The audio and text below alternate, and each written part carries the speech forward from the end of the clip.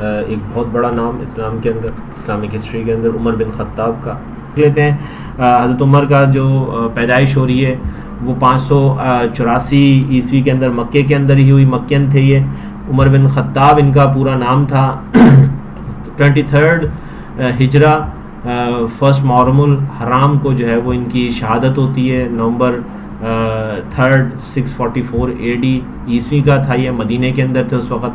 In 644 Umar was assassinated by a Persian slave named Abu Lulu by later accounts۔ تو یہ حضرت عمر کو جو قتل کرنے والا اس کا نام ابو لولو تھا۔ ان کے قابل قدر جو نام ہے بچوں کے اس میں حضرت عبداللہ ابن عمر اور حفظہ بنت عمر ام المومنین ہے حفظہ، اور حضرت عبداللہ ابن عمر ایک بہت بڑے صحابی ہیں۔ ان کی کتاب کا نام ہے لیٹرز آف حضرت عمر فاروق رضی اللہ۔ حضرت عمر کو جو ابو لولو نے جو زخمی کیا تھا فجر کی نماز کے اندر، جب یہ ایسا لگا کہ اب زندہ نہیں بچیں گے تو حضرت عمر نے جو ہے وہ کیا کیا، وہ سن لیجئے کہ مستقبل کے خلیفہ کے بارے میں فیصلہ کرتے ہوئے فرمایا کہ اگر میں اپنا جانشین مقرر کرتا ہوں تو یہ ابو بکر کی سنت ہوگی جو ہم سب میں بہتر ہے، کہ اگر وہ جانشین مقرر کرتے ہیں تو اس سے پہلے حضرت ابو بکر نے بھی اپنا جانشین مقرر کیا تھا، تو انہوں نے کہا کہ میں ایسا کر لیتا ہوں تو یہ سب سے بہتر تھے ہم میں حضرت ابو بکر، لیکن اگر میں اپنا جانشین مقرر نہ کروں تو یہ نبی کی سنت ہو، کیونکہ حضور صلی اللہ علیہ وسلم کوئی جانشین مقرر کیے بغیر ہی اس دنیا سے رخصت ہو گئے تھے۔ تو پھر آگے کہتے ہیں کہ جو تمام عالموں کے انسانوں سے افضل ہیں، چنانچہ میں اپنے نبی صلی اللہ علیہ وسلم کی سنت پر عمل کروں گا اور جانشین مقرر نہیں کروں گا۔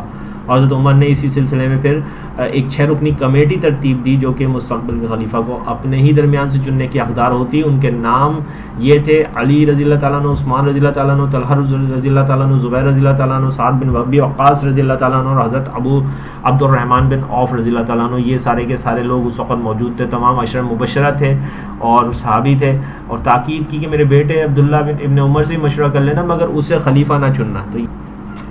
تو لیجیے جی، here are some words from the world famous book The 100 Most Influential written by the Michael Hart an American author.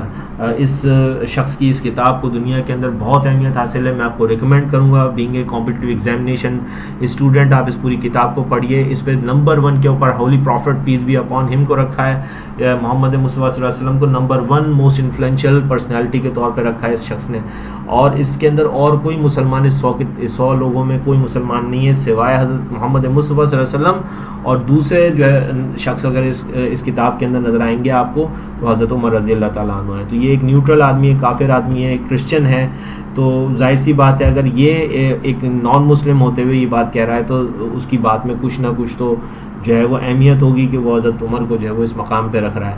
تو 52 نمبر پہ حضرت عمر کو اس نے اپنی کتاب کے اندر جو ہے وہ پلیس دی ہے۔ دیکھتے ہیں کیا کہتا ہے۔ عمر بن خطاب was the second and probably the greatest of the Muslim caliphs, تو اس نے تو تمام میں جو ہے گریٹسٹ کر دیا۔ He was younger contemporary of the Muhammad, حضور صلی اللہ علیہ وسلم سے کافی چھوٹے تھے، and like Prophet Muhammad was born in Mecca, the year of his birth is unknown but was perhaps 586 اندازاً اس نے بتایا 586 جیسا کہ کہا بتایا میں نے۔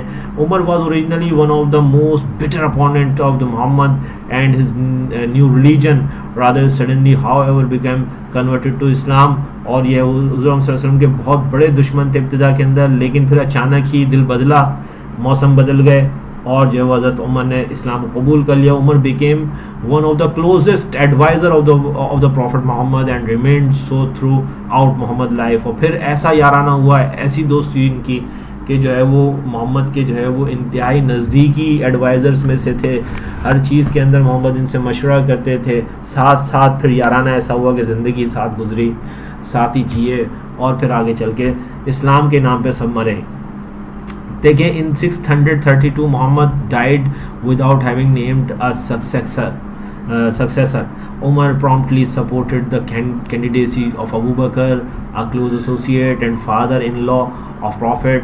This avoided a power struggle and enabled Abu Bakr to be generally recognise. تو آپ کو پتہ ہے کہ جب ہولی پروفٹ کا جو ہے وہ انتقال ہوتا ہے، وصال ہوتا ہے، تو اس کے فوراً بعد جو ہے حضرت ابو بکر جو ہے وہ ان کو چن لیا جاتا ہے ٹھیک ہے جی۔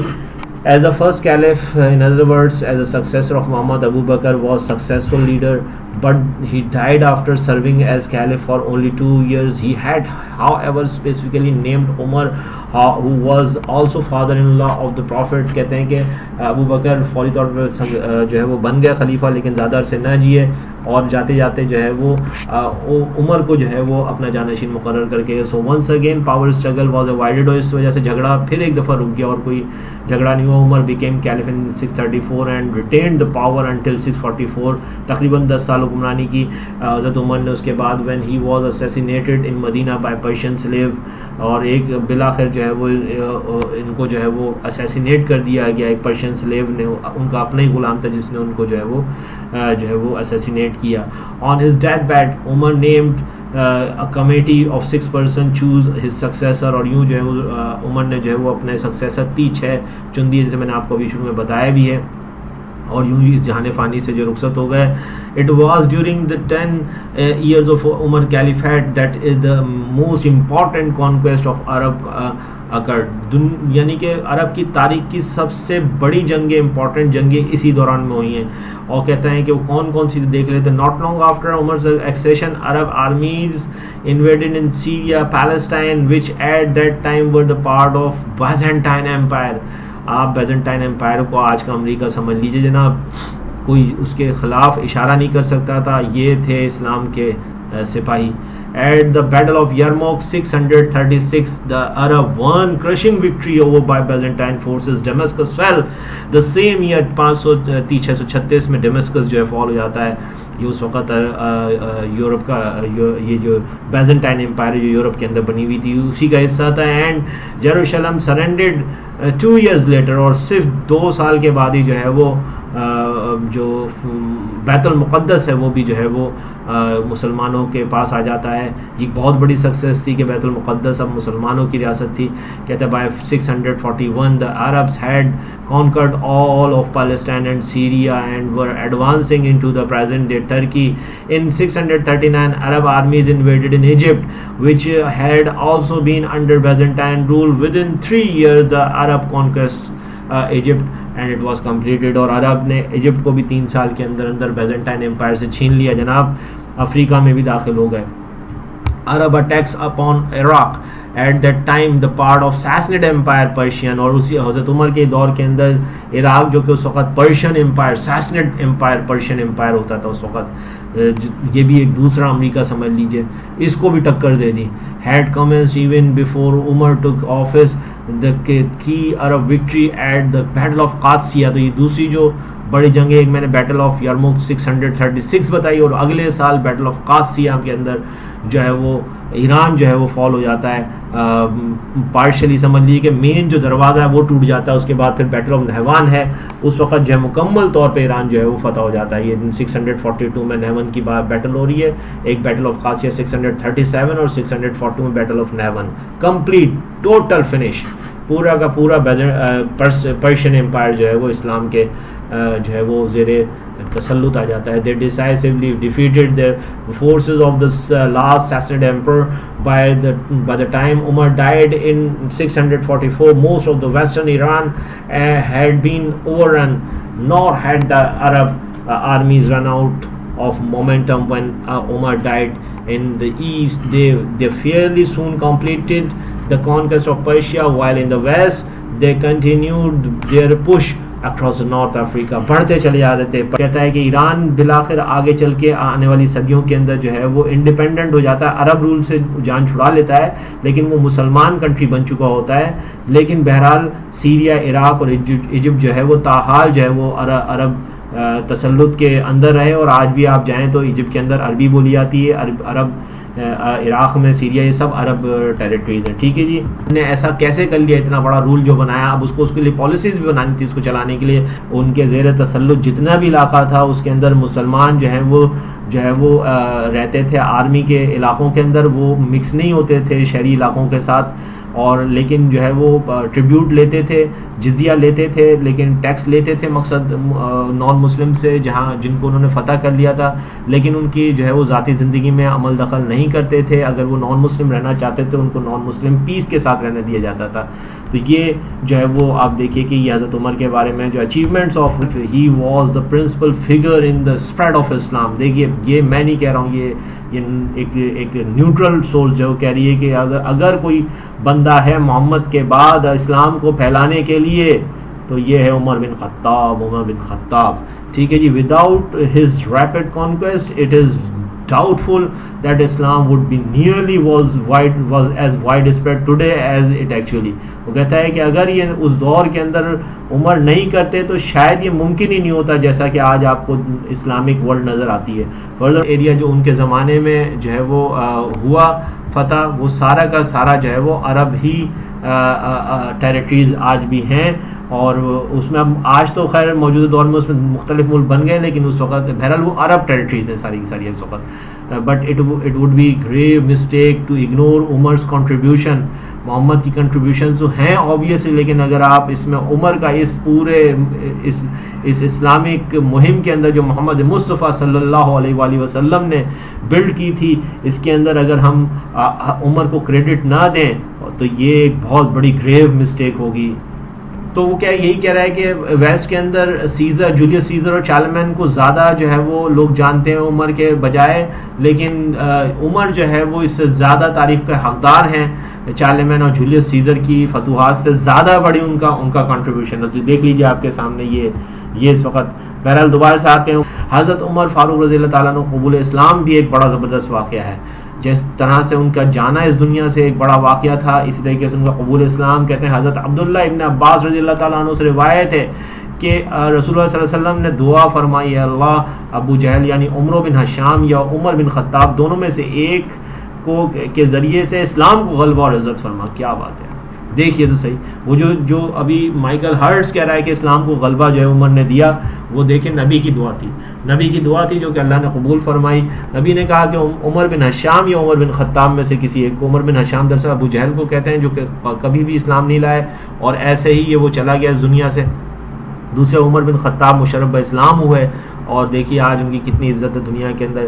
ایک ذریعے کو اسلام کو غلبہ عزت عطا فرما, چنانچہ حضرت عمر رضی اللہ تعالیٰ عنہ اگلے دن ہی علیہ صبح حاضر ہوئے, مشرف اسلام ہو گئے. اس حدیث کو امام ترمذی سے روایت کیا. ٹھیک ہے جی. اور بھی دیکھتے ہیں ان کا واقعہ پورا کیا ہے. روایت یہ ہے کہ حضرت عمر رضی اللہ تعالیٰ عنہ کے گھرانے میں زید کی وجہ سے توحید کی آواز اب نامانوس نہیں رہی تھی. چنانچہ سب سے پہلے زید کے بیٹے سعید رضی اللہ تعالیٰ عنہ اسلام لائے. ان کا نکاح حضرت عمر کی بہن فاطمہ سے ہوا تھا. اس تعلق سے فاطمہ بھی مسلمان ہو گئیں. اسی خاندان میں ایک معزز شخص نعیم ابن عبداللہ رضی اللہ تعالیٰ عنہ نے بھی اسلام قبول کر لیا تھا, لیکن حضرت عمر ابھی تک اسلام سے بیگانہ تھے. ان کے کانوں میں جب یہ صدا پہنچی تو سخت برہم ہوئے, یہاں تک کہ قبیلے میں جو لوگ اسلام لا چکے تھے ان کے دشمن بن گئے. لبینہ ان کے خاندان کی ایک کنیز تھی جس نے اسلام قبول کر لیا, اس کو بے تحاشا مارتے تھے. مارتے تھک جاتے تو کہتے دم لے لوں تو پھر ماروں گا. وہ نہایت استقلال سے جواب دیتی اگر تم اسلام نہ لاؤ گے تو خدا اس کا انتقام لے گا. لبینہ کے سوا اور جس پر قابو چلتا زد و کوف سے دریغ نہ کرتے. اسی طرح سے حضرت زنیرہ رضی اللہ تعالیٰ عنہ حضرت عمر کے گھرانے کی کنیز تھیں, اور اس وجہ سے حضرت عمر کو جی کھول کر ستاتے. جب ان کے چچا زاد بھائی سعید بن زید اسلام لائے تو حضرت عمر نے ان کو رسیوں سے باندھ دیا, لیکن اسلام کا نشہ ایسا تھا جس کو چڑھ جاتا تھا وہ اترتا نہ تھا. چونکہ قریش کے سربراہ آور اشخاص میں ابو جہل اور حضرت عمر اسلام اور حضرت صلی اللہ علیہ وسلم سے دشمنی میں سب سے زیادہ سرگرم تھے. یعنی کہ ابو جہل یعنی کہ عمر بن ہشام اور عمر بن خطاب دونوں ہی اس زمانے کے اندر حضرت صلی اللہ علیہ وسلم کے بہت بڑے دشمن تھے. اس لیے دوسرے حربے ان پر کامیاب نہیں, تو حضرت صلی اللہ علیہ وسلم نے ان سب سے کارگر حربے کو ان کے مقابلے میں استعمال کیا جس کی وار کی کوئی روک نہیں تھی. انہوں نے کیا کیا, حضرت صلی اللہ علیہ وسلم نے خصوصی سے ان دونوں کے لیے دعا فرمائی, جیسے پیچھے میں نے آپ کو بتایا عربی میں لکھی ہے کہ خدایا اسلام کو ابو جہل یا عمر بن خطاب میں سے معزز کر, ایک سے. تو جو ہے وہ ایک یہ مشہور واقعہ ہے, میں نے ابھی آپ بتایا. بہرحال یوں جو ہے وہ آگے چلتے ہیں آگے اور جو ہے وہ دیکھتے ہیں. تو بہرحال ایک دن حضرت عمر جو ہے انتہائی سختیوں کے باوجود ایک شخص کو بھی اسلام سے بدل نہ کر سکے, تو آخرکار مجبور ہو کر نعوذ باللہ خود حضرت صلی اللہ علیہ وسلم کے قتل کا ارادہ کیا اور تلوار کمر سے لگا کر سیدھے رسول اللہ صلی اللہ علیہ وسلم کی طرف چلے. راہ ہمیں اتفاقاً نعیم بن عبداللہ مل گئے. ان کے تیور دیکھ کے پوچھا خیر تو ہے عمر, کہاں جا رہے ہو؟ بولے وہ محمد صلی اللہ علیہ وسلم کا فیصلہ کرنے جاتا ہوں. انہوں نے کہا پہلے اپنے گھر کی خبر لو, خود تمہاری بہن اور بہنوئی اسلام لا چکے ہیں. تو فوراً پلٹے اور بہن اور بہنوئی کے یہاں پہنچ گئے. اب کیا ہوا کہ دیکھتے ہیں کہ وہاں وہ قرآن پڑھ رہی, ان کے ہاتھ پا کر چھپ گئیں اور قرآن کے اجزا چھپا لیے, لیکن آواز ان کے کان میں پڑ چکی تھی. بہن سے پوچھا کیسی آواز تھی؟ بولی کچھ نہیں. انہوں نے کہا میں سن چکا ہوں تم دونوں مرتد ہو گئے. یہ کہہ کر بہنوئی سے دست و گریباں ہو گئے. جب ان کی بہن ان کو بچانے تو ان کی بھی خبر لی, یہاں تک کہ ان کا جسم لہولان ہو گیا, لیکن اسلام کی محبت پر ان کا کچھ اثر نہ ہوا. بولی عمر جو بن آئے کر لو, لیکن اسلام اب دل سے نہیں نکل سکتا. ان الفاظ نے حضرت عمر کے دل پر خاص اثر کیا. بہن کی طرف محبت کی نگاہ سے دیکھا, ان کے جسم سے خون جاری تھا. اسے دیکھ کر اور بھی رقت فرمائی, تم لوگ جو پڑھ رہے تھے مجھے بھی سناؤ. فاطمہ رضی اللہ تعالیٰ عنہ نے قرآن کے اجزاء سامنے لا کر رکھ دیے. اٹھا کر دیکھا تو یہ سورہ تھی حضرت سبح للہ ما فی السماوات والارض, سورہ حدید کی یہ جو ہے وہ چھوٹی سورہ تسبیح کرتی ہے اللہ کی ہر وہ شے جو آسمانوں میں ہے اور ہر وہ شے جو زمین میں ہے, اور اس کی اللہ کی مرضی سے. تو جو ہے وہ کچھ روایتوں میں یہاں پہ یہ بھی کہا جاتا ہے کہ سورہ طٰہٰ کی کوئی آیت پڑھی تھی. بہرحال حضرت عمر کا ایک ایک لفظ پر ان کا دل معروب ہوتا جاتا, یہاں تک کہ جب یہ آیت اس جگہ پر پہنچی کہ خدا اور اس کے رسول پر ایمان لاؤ, تو عمر بے اختیار پکار اٹھے اشہد ان لا الہ الا اللہ واشہد ان محمد رسول اللہ. یہ وہ زمانہ تھا جب رسول اللہ صلی اللہ علیہ وسلم ارقم کے مکان پر جو کوہ صفا کے نیچے تھا واقع تھا, وہاں پناہ گزین تھے. دیکھیے میں آپ کو ایک بات بتا دوں کہ 3 سال اللہ کے حکم کی مناسبت سے نبی کریم صلی اللہ علیہ وسلم چھپ کے جو ہے وہ اسلام کی پریچنگ کرتے تھے, تبلیغ کرتے تھے. تو یہ وہ زمانہ تھا, وہ 3 سال ارلی 3 ایئرس تھے. تو چھپ کے مقصد یہ کہ ایک جگہ پہ لمیٹڈ ہو کے کرتے تھے, ابھی اعلان نہیں کیا تھا. تو اب کیا ہوا کہ جب یہ دل بدل گیا عمر کا, آپ دیکھیے کہ دل بدل گیا ہے عمر کا, اور اب وہ نبی کی طرف اس گھر سے بہن کے نکلتے ہیں اور نبی کریم صلی اللہ علیہ وسلم کے جانب جو جا رہے ہیں. حضرت عمر نے آستانہ مبارک پہنچ کر دستک دی, چونکہ شمشیر بکف تھے یعنی کہ تلوار لگی ہوئی تھی. صحابہ کرام رضی اللہ تعالیٰ عنہم کو تردد ہوا, وہ پریشان ہوئے کہ عمر آیا ہے, یہ تو خطرناک, و تلوار لگا کیا ہے. لیکن حضرت حمزہ رضی اللہ تعالیٰ عنہ نے کہا کہ آنے دو, مخلصانہ آیا ہے تو بہتر ہے, ورنہ اسی کی تلوار سے اس کا سر قلم کر دوں گا. حضرت عمر رضی اللہ تعالیٰ عنہ نے اندر قدم رکھا تو رسول اللہ صلی اللہ علیہ وسلم خود آگے بڑھے اور ان کا دامن پکڑ کر فرمایا, کیوں عمر, کس ارادے سے آئے ہو؟ نبوت کے جلال آواز نے ان کو اور کپکپا دیا. نہایت خضوع کے ساتھ فرمایا, عرض کیا, ایمان لانے کے لیے اے رسول. حضرت صلی اللہ علیہ وسلم نے بے ساختہ اللہ اکبر کا نعرہ زور سے مارا کہ تمام پہاڑیاں گونج گئیں. تو یہ ہے واقعہ حضرت عمر رضی اللہ تعالیٰ عنہ کے قبول اسلام کا. حضرت عمر کا جو قبول اسلام ہے یہ وہ دن تھا جس دن جو ہے وہ حضرت عمر نے جو ہے وہ اسلام قبول کیا. عمر بن خطاب کی کچھ ریفارمز کو جلدی سے دیکھ لیتے ہیں. محکمہ پولیس کا قیام حضرت عمر رضی اللہ تعالیٰ عنہ کی کریڈٹ کو جاتا. قیام امن کے لیے انہوں نے پولیس کا ڈپارٹمنٹ کھولا. عہد قضا یعنی کہ چیف جسٹس ڈپارٹمنٹ جو ہے وہ آپ اس کو اسٹل کر کے دیکھ لئے گا, یہ جو ہے جسٹس ڈپارٹمنٹ بھی جو ہے وہ حضرت عمر نے اپنی ریاست کے اندر رکھا تاکہ ریاست کو کامیابی سے چلایا جا سکے. حضرت عمر رضی اللہ تعالیٰ عنہ حضرت ابی بن کعب رضی اللہ تعالیٰ عنہ کے درمیان کسی چیز سے متعلق آپس میں جھگڑا تھا. حضرت عمر نے فرمایا آپ اپنے اور میرے درمیان کسی کو ثالث مقرر کر لیں. چنانچہ دونوں حضرت زید بن ثابت رضی اللہ تعالیٰ عنہ کو اپنا فیصل مقرر کرتے ہیں اور ان جسٹس مقرر کرتے ہیں, اور پھر ان دونوں ان کے پاس چل کر آتے ہیں.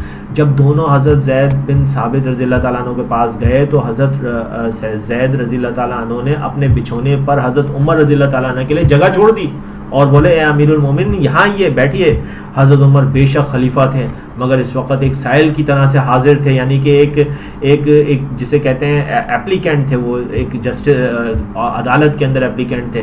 تو حضرت زید کے اس طرز عمل پر حضرت فاروق رضی اللہ تعالیٰ عنہ نے فرمایا اے زید تو نے یہ پہلا ظلم کیا ہے جو تم نے اپنے فیصلے میں ظاہر کیا. ایسی صورت میں اپنے فریق کے ساتھ نیچے ہی بیٹھنا پسند کروں گا. تو یہی یعنی کہ انہوں نے یہیں پہ فرما دیا کہ دیکھ ایک جج کو جو ہے وہ, یعنی کہ اس پوری مثال سے میں آپ کو یہاں بتانا چاہتا ہوں کہ حضرت عمر کے نزدیک ایک جج کی کیا کوالٹی ہونی چاہیے تھی.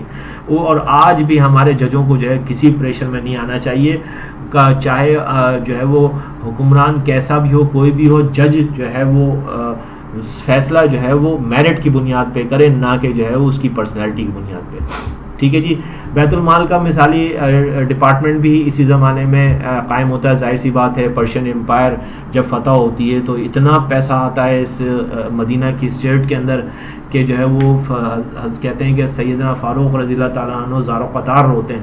بہرحال یہ کہ جو ہے وہ یہ بیت المال کا جو ہے مثالی باقاعدہ نظام بھی جو ہے وہ اسی زمانے میں جو ہے وہ اوپن ہوتا ہے. اور ذریعہ آمدن کا استعمال کا قانون بھی کہ جب آپ کی کیا انکم ہے اس کو آپ کو مینشن کرنا ہے، اس میں سے زکوٰۃ، عشر، جزیہ، خراج، سب چیزوں کی ڈسٹریبیوشن ہوگی. یعنی کہ پورا پراپر لیجسلیشن آ گیا، پورا کا پورا جو آپ کا جو جسے کہتے ہیں کہ محکمہ خزانہ جو ہے وہ بن گیا، اور جو ہے وہ ٹریجری جو ہے وہ مکمل طور پہ کام کرنے لگی ریاست کی. ٹھیک ہے جی. اور عہد فاروقی میں نئے شہروں کو بھی آباد کیا گیا. بہت زبردست چیز ہے کہ عہد فاروقی کے اندر نئے شہر، کیونکہ ظاہر سی بات ہے آبادی بڑھ رہی تھی، تو جو ہے وہ ان چیزوں کو نظر میں رکھتے ہوئے نئے شہر قائم کیے گئے جس میں بفصیل ہوتے تھے، دیواریں بنی ہوئی تھیں باقاعدہ. کوفے کا شہر، بصرہ، موصل اور فسطاط وہ شہر ہیں جو کہ حضرت عمر رضی اللہ تعالیٰ عنہ کے دور میں قائم کیے گئے. اور ایک اور پلاننگ یہ ہوتی تھی کہ کوئی بھی شخص 3 کمروں سے زیادہ پر مشتمل مکان نہ بنائے. اس شرط کی وجہ سے تمام لوگوں کے گھر ایک جیسے ہو گئے، سب کے حالات یکساں ہو گئے، امیر اور غریب کا فرق ختم ہو گیا. حضرت عمر نے جب نئے شہر آباد کیے تو ان سے متعلق تمام سہولیات کو بھی پیش نظر رکھ کر تعمیر کی گئی. اور اسی یعنی گلیاں وغیرہ اس میں نے ڈیٹیل میں نہیں لکھا ہے، گلیاں وغیرہ ایسی کیلکولیٹڈ ہوتی تھی، بالکل مین روڈز ہوتے تھے، گلیاں ہوتی تھی. بہرحال قحط بھی پڑا حضرت عمر کے رضی اللہ تعالیٰ عنہ کے دور کے اندر، تو جو ہے وہ بڑا زبردست طریقے سے جو ہے اس کو کنٹرول کیا گیا، اور قحط کے اندر بھی جو ہے وہ بہت سارے ریفارمز آئیں. ٹھیک ہے جی. جنگ یرموک کو دیکھ لیتے ہیں. جنگ یرموک دمشق کے اندر یہ بیزنٹائن امپائر کے اندر حضرت ابوبکر صدیق نے ہی جو ہے وہ یہ شروع کر دیا تھا. یہ جو مہم تھی مدینہ میں خلیفہ اول امیر المومنین سیدنا حضرت عمر ابوبکر صدیق رضی اللہ تعالیٰ عنہ کا انتقال ہو گیا. سیدنا حضرت امیر المومنین سیدہ حضرت ابوبکر صدیق رضی اللہ تعالیٰ عنہ کا انتقال ہو گیا. سیدنا عمر ان کی جگہ خلیفہ مقرر ہوئے. دمشق جنگ کی دوران حضرت عمر فاروق نے ایک مکتوب حضرت ابو عبیدہ کو لکھا جس میں خالد بن ولید کمانڈر ان چیف کی حیثیت سے معزولی کے احکامات تھے، اور یہ حکم بھی دیا کہ حضرت ابو عبیدہ بن جراح مسلمانوں کے لیے نئے صوبے سالار ہوں گے. ابو عبیدہ اس خط سے بہت دکھی ہوئے، لیکن امیر المومنین کا حکم تھا جس کی تعمیل لازم تھی. یہاں پر سیف اللہ کا کردار دیکھیے کہ جب سیف اللہ یعنی کہ حضرت خالد بن ولید جن کو معزول کیا گیا تھا، چیف آف آرمی اسٹاف تھے اس وقت، ان کو ہٹا کے جو ہے وہ ابو عبیدہ کو بنا دیا گیا تھا چیف آف آرمی اسٹاف. لیکن دیکھیے کہ یہ لوگ بڑے لوگ تھے. جب عمر نے یہ کہا کہ آپ چیف آف آرمی اسٹاف نہیں رہے تو ایک عام سپاہی کے طور پہ جو ہے جنگ یرموک کے اندر وہ لڑتے ہیں. اور کیا کہتے ہیں سنیے گا، کہتے ہیں کہ اگر میں عمر کے لیے، حضرت خالد بن ولید کہتے ہیں اگر میں عمر کے لیے لڑتا تھا تو اب نہیں لڑوں گا، لیکن اگر میں اللہ رب العزت کے لیے لڑتا تھا تو اسی طرح ایک سپاہی کی حیثیت سے اپنی ذمہ داریاں سر انجام دیتا رہوں گا. پھر تاریخ نے دیکھا خالد کی تلوار اسی طرح چلتی ہے جس طرح ایک مجاہد اور اللہ کے سپاہی کی تلوار چلتی ہے. اور تاریخ دیکھتی ہے کہ 30,000 مسلمانوں نے 1,20,000 کے رومی لشکر کو شکست دی. اس وقت جنگ یرموک میں کرشنگ ڈیفیٹ ہوئی تھی ان کو، رومیوں کو. تو یہ بہت بڑی بات تھی. اس جنگ میں بھی حضرت عمر نے حضرت علی کے منع کرنے پر ہی مدینے میں قیام کیا تھا، ورنہ خود اسلامی لشکر کی سربراہی کرنا چاہتے تھے. نجل البلاغہ سے میں نے یہ ریفرنس لیا ہے. حضرت علی اور حضرت عمر کے بھی آپ تعلقات کا اندازہ کر سکتے ہیں کہ حضرت علی جو ہیں وہ منع کرتے ہیں اور حضرت عمر ان کے منع کرنے پہ اسلامی لشکر کی جو ہے وہ سربراہی مدینے سے بیٹھ کے کرتے ہیں، وہاں نہیں جاتے ورنہ وہ خود جانا چاہتے تھے. آگے چل کر حضرت علی حضرت عمر کی غیر موجودگی میں ریاستیں قائم مقام بھی رہے ہیں. جب حضرت عمر نے بہت بڑی ریاست بن گئی تو بین الاقوامی دوروں پہ جاتے تھے، فورن ٹورز پہ جاتے تھے، تو ان کے پیچھے حضرت علی جو ہیں وہ جو ہے وہ قائم مقام خلیفہ ہوتے تھے. حضرت علی فائنل شورا کے ممبر بھی تھے. تو جو لوگ یہ ایسا کہتے ہیں کہ کوئی سوال ایسا آ سکتا ہے کہ حضرت علی اور حضرت عمر کے تعلقات، تو آپ یہ بتا سکتے ہیں کہ وہ قائم مقام تھے اور وہ ان کے تعلقات بہت اچھے تھے. حضرت علی فائنل شورا کے بھی ممبر تھے جو کہ نیا خلیفہ چننے کے لیے اتھرائز تھی، اس کمیٹی کے وہ مین ممبر تھے اور خود بھی کینڈیڈیٹ تھے. تو ایسا نہیں تھا کہ وہ ایکٹیو نہیں تھے. حضرت علی رضی اللہ تعالیٰ عنہ حضرت عمر کی خلافت میں ایکٹیو رہے اور ہم نے یہی لکھنا ہے. اور آخری 2 لوگ جو الیکشن میں بچے تھے وہ بھی حضرت علی اور عثمان تھے. اور آپ یہ دیکھیے کہ علی نے عثمان کو چنا تھا تو اور عثمان نے پھر علی کو چنا تھا. پھر فیصلہ جو ہے وہ کمیٹی کے ووٹ پہ ہوا تھا. پھر حضرت علی نے خود عثمان کی بیعت کی تھی. چنانچہ یہ تمام بڑے لوگ آپس میں کبھی دست و گریباں نہیں ہوئے. اس لیے امت کو بھی آپس میں اتحاد رکھنا چاہیے، میسج ہم سب کے لیے۔ جنگ قادسیہ کو بھی دیکھ لیتے ہیں جو کہ سعد بن ابی وقاص کی جو ہے وہ ایک زبردست مہم تھی۔ دیکھتے ہیں کہ کیا ہوتا ہے، پچھلے تھوڑے سے واقعات دیکھ لیتے ہیں۔ حضور اکرم صلی اللہ علیہ وسلم کے زمانے میں سعد بن ابی وقاص علیل ہو گئے، حضرت حضور اکرم صلی اللہ علیہ وسلم نے اپنا دست مبارک سعد کی پیشانی پر رکھا، ان کے چہرے، سینے اور پیٹ پر ہاتھ پھیرا، دعا فرمائی اللہ حضرت سعد کو شفا دے، اس کی ہجرت کو کامل کر دے، اللہ اس کے جسم اور قلب کو، تن کو درست کر، اس کی بیماری کو دور کر، اس کی دعا قبول کرے۔ حضرت سعد کہتے ہیں کہ میں آپ صلی اللہ علیہ وسلم کے ہاتھ کی ٹھنڈک اپنے کلیجے پر آج بھی محسوس کرتا ہوں۔ بخاری شریف کی حدیث ہے، بخاری کی حدیث ہے، یاد رکھیے گا۔ آپ صلی اللہ علیہ وسلم نے انہیں عجوہ کھجور کھلانے اور بنو ثقیف کے طبیب حارث بن کلدہ کو دکھانے کی ہدایت بھی فرمائی۔ حضرت سعد کو معلوم تھا نبی صلی اللہ علیہ وسلم پسند نہیں فرماتے تھے کہ آدمی اس جگہ جہاں ہمارے جہاں سے ہجرت کر چکا ہے، اس لیے اضطراب سے کہا یا رسول اللہ کیا میں اپنے ساتھیوں سے پیچھے مکہ میں رہ جاؤں گا؟ آپ نے تسلی دی تو پیچھے نہیں رہے گا، عجب نہیں کہ تیری عمر دراز ہو اور تجھ سے کئی لوگ مسلمانوں کو یعنی کہ مسلمانوں کو فائدہ ہو اور کچھ آدمیوں کافروں کو تم سے ضرر پہنچے۔ یہ بخاری کی حدیث۔ سعد بن ابی وقاص کی جو ہے بہت زیادہ قدر و منزلت تھی۔ حضرت عمر نے حضرت علی کو مدینے میں اپنا قائم مقام مقرر کر رکھا تھا اور جو ہے وہ عراق پہنچ گئے تھے فوج کو لے کے، لیکن پھر حضرت علی کے مشورے پہ نجل البلاغہ سے روایت ہے کہ حضرت علی نے مشورہ دیا کہ آپ خود جنگ میں حصہ نہ لیں، اور یوں جنگ قادسیہ کے اندر بھی یہ جو کمان ہے وہ سعد بن ابی وقاص کے ہاتھ میں دے دی جاتی ہے اور یوں جو ہے وہ یہ لیڈ کرتے ہیں۔ یہ میں نے یہاں پہ اس کو اسٹل کر کے آپ دیکھ لیے گا، یہ خطبہ نمبر 144 ہے، ناجل البلاغہ سے میں نے لیا ہوا ہے، اس کا اسٹل لے لیا ہے میں نے ایک ویڈیو سے اور اس کو میں نے یہاں پہ دے دیا، آپ اس کو دیکھ لیجئے گا، پڑھ لیجئے گا۔ تو جو ہے وہ ایران کا جو بادشاہ تھا اس نے اپنے جو ہے وہ جنرل رستم کو جو ہے رستم نے یزگرد کو جو ہے وہ 60,000 کی جو ہے وہ فوج کے ساتھ بھیجا اور جو ہے وہ ایرانی فوجیں قادسیہ کے میدان میں خیمہ زن ہو چکی تھیں۔ مسلم مجاہدین کا دو ٹوک مطالبہ تھا، قبول اسلام یا جزیہ۔ اگر یہ منظور نہیں تو فیصلہ تلوار کرے گی۔ مصالحت کی ساری تدبیریں ناکام ہوئیں تو رستم نے سخت برہم ہوا اور کہا کہ آفتاب کی قسم اب تمام عرب کو ویران کر دوں گا۔ اس نے غضبناک ہو کر فوج کی صف بندی کو حکم دیا، رات بھر جنگ کی تیاریوں میں مصروف رہے۔ صبح قادسیہ کا میدان ایرانی فوجوں سے انسانوں کا جنگل نظر آ رہا تھا۔ حضرت عمر رضی اللہ تعالیٰ عنہ نے 20,000 مجاہدین کو سعد بن ابی وقاص رضی اللہ تعالیٰ عنہ کی کمان میں اس مہم پر بھیجا تھا۔ اس مہم میں 70 بدری تھے اور 300 صحابہ بیعت رضوان کے بھی شامل تھے۔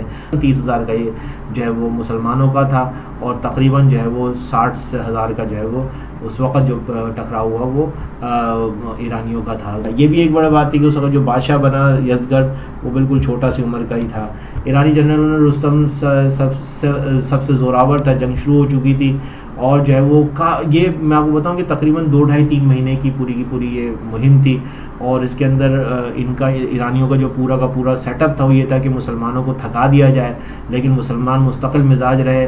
اس میں جو ہے وہ میں آپ کو بات بتاؤں کہ عین جنگ کے دوران میں جو ہے وہ سعد بن ابی وقاص جو ہے وہ بیمار بھی ہو گئے تھے، ان کو جو ہے وہ بیمار ہو گئے تھے اور یہ مکمل طور پہ جو ہے وہ پریکٹیکلی شرکت نہیں کر رہے تھے، بلکہ انہوں نے اپنے ایک اسسٹنٹ جو ہے وہ جنرل جو ہے وہ اپائنٹ کیا تھا۔ بہرحال قادسیہ کی جنگ نے خاندان کسریٰ کا خاتمہ کر دیا اور درفشانی قادیانی ہمیشہ کے سرنگو ہوئی۔ عراق کی آخری فتح تھی، یہاں اس کی حد ختم ہو جاتی ہے۔ عراق عرب کا حصہ تھا اور جو ہے مگر ایک عرصے سے ایران اس پہ حکومت کرتا رہا تھا۔ تو عمر رضی اللہ تعالیٰ کی خواہش ہے کہ ایران فتح کرنے کی نہیں تھی، فرماتے تھے کاش ہمارے اور فارس کے درمیان آگ کے پہاڑ ہوتے، نہ ہم ان پر حملہ کر سکتے، نہ ہم ان پر چڑھ سکتے، نہ وہ ہم پر حملہ کر سکتے۔ بہرحال یہ جو ہے وہ جنگ قادسیہ کا مختصر سا اس میں نے کیا۔ اگر آپ کو پورا حضرت عمر کا جو لیکچر ہے پسند آیا تو لائک کیجیے گا اور میرے چینل کو جو ہے وہ سبسکرائب کر دیجیے۔ Thank you.